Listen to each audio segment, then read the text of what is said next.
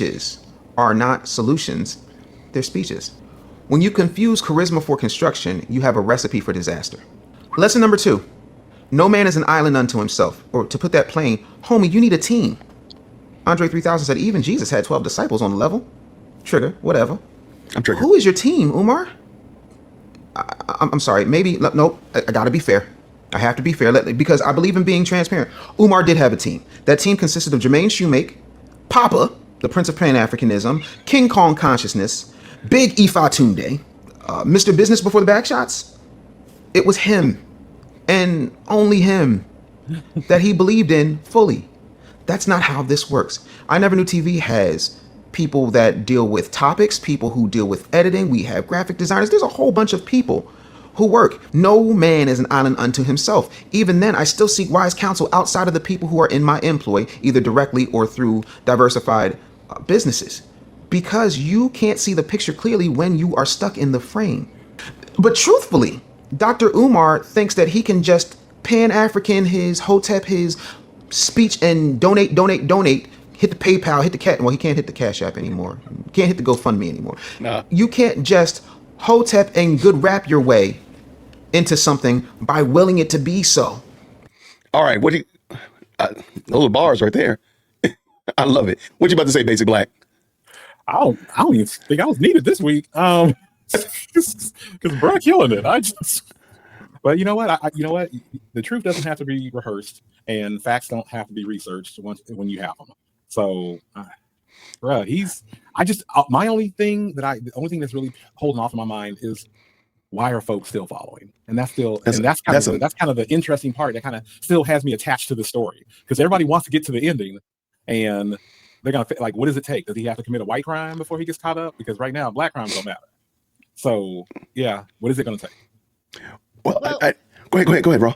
Well, see, here's the thing. Like I said at the top of the show, he's the great black hype.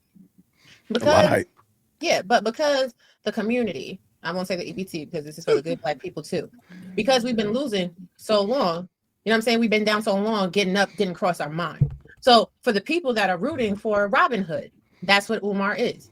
He is taking, but only thing is he's in reverse. He's taking from the poor and he's making himself rich. But they need to believe that he is trying to rob from the rich to give to the poor, and he's not giving back anything. Like, here's the thing that irritates me with Umar. In these 15 years, he's not done a back to school drive.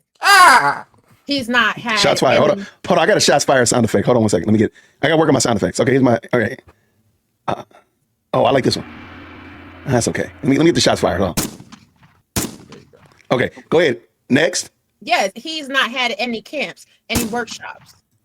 He's gotten a whole bunch of booty butt cheeks, but he's not done anything for black men. Dang. You know what I'm saying? Like, he's not even done anything for his own black daughters. So in 15 years, with all that money, you've not done anything for your children, allegedly, just to be polite, you know what I'm saying, mixed company. You've not done anything for little boys globally, especially in this community. You haven't even done anything for little boys in Philadelphia. I know a whole bunch of Philadelphians that be throwing fundraisers, that be giving money back, that be buying school supplies, that be buying books, that be funding after school tutorial programs, everything. What have you done, Umar, for 2 days, shakalaka move thing? What we doing? Black people never, white money forever? Let me shut up, child. Y'all on here. I love it. Oh, hold on. That was well done. That was outstanding. All right, Dave, what you got to add before we bring your doppelganger back in here? Bro, the one thing that I will say is they keep following him. You know what they're like? The people who follow Dr. Umar blindly and defend everything this Dusty Hotep says, they're like Dallas Cowboys fans. They have not been legitimate. They have not had any parts of winning. They can't get past the first round of the playoffs if they ever get to the playoffs since the Clinton administration. But they keep on hoping because it's America's team. We got to believe. Listen, Dumbledore has hit them with a cognitive dissonance spell. Don't believe them. Just watch. Y'all stay around to the end because Dave has sent me a picture of, what do you call it? Hotep Dumbledore? How do you say it? Dashiki Dumbledore. Y'all, this picture is out of control. Please stay around to the end. Let us get closer to the end because you are out of control. We're going to put you in 0-second timeout for that. You need oversight. There are things that I do and things that I say, and my team will be like, yo, you might want to think about saying this a different way. You might want to think about doing this a different way. That's called checks and balances. Everybody needs it. I have yet to run into a teacher that tells me that they don't have to submit lesson plans to their vice principal, their principal, the school board, somebody, because you have to show people what you're teaching them. We have not seen one teacher come forward and say, hey, I've signed on with Dr. Umar when the school opens, because the school has never had a solid opening date that has been met. Hell, they still got boarded up windows. Hell, there's still tiles missing from the ceiling.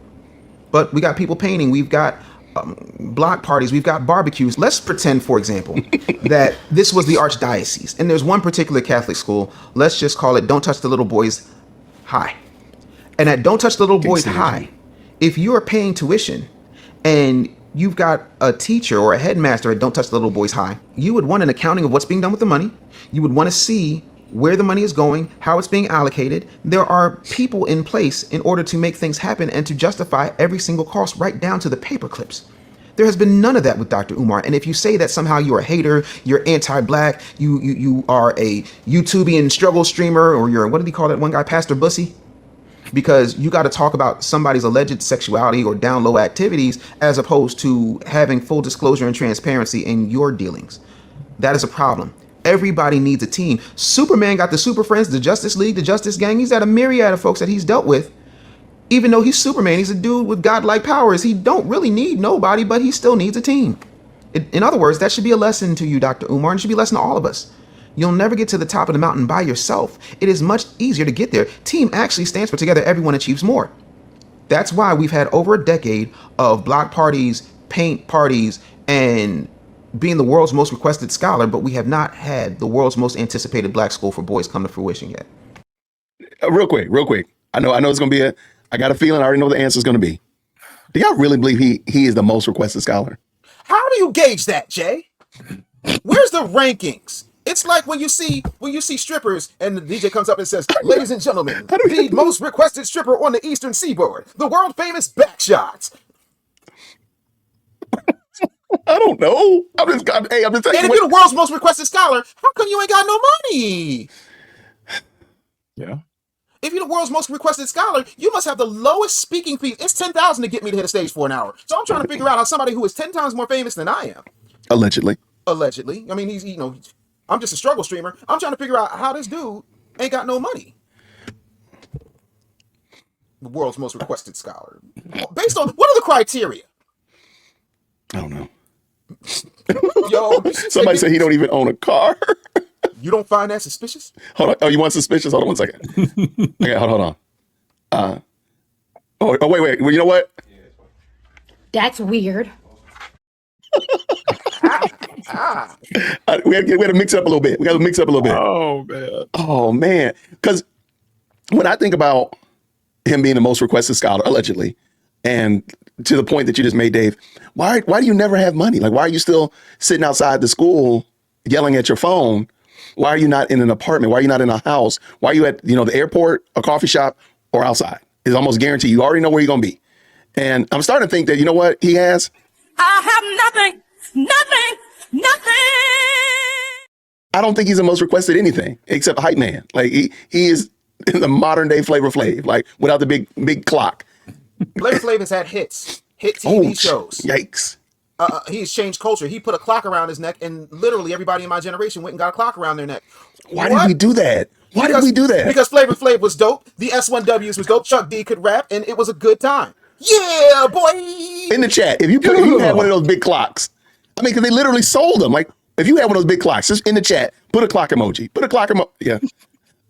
That was so weird, man. They did have us walk around with them big old clocks.